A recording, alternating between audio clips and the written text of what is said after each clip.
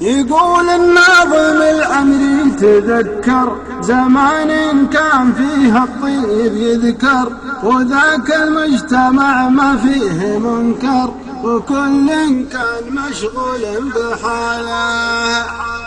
عسى الله يسقي أيام البساطة زمان ما تلوث بالوساطة، وكان الجار بالجار ارتباطه، وكان الوصل ممدوده حباله، وكانوا في منافعهم سوية إذا نادوا بعضهم ما تعيا، ولا من قيل هيا قال هيا على درب المكارم والجماله.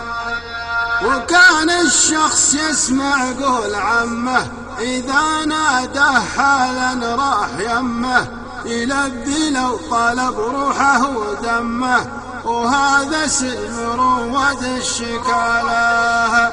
عسى الله يسقي أيام البساطة زمان ما تلوث بالوساطة، وكان الجار بالجار ارتباطه، وكان الوصل ممدوده حباله. نهار العيد يلتم الجماعة على ضحك وسواليف وطاعة، وزاروا بعضهم في نصف ساعة ولو ما يشربون إلا بياله.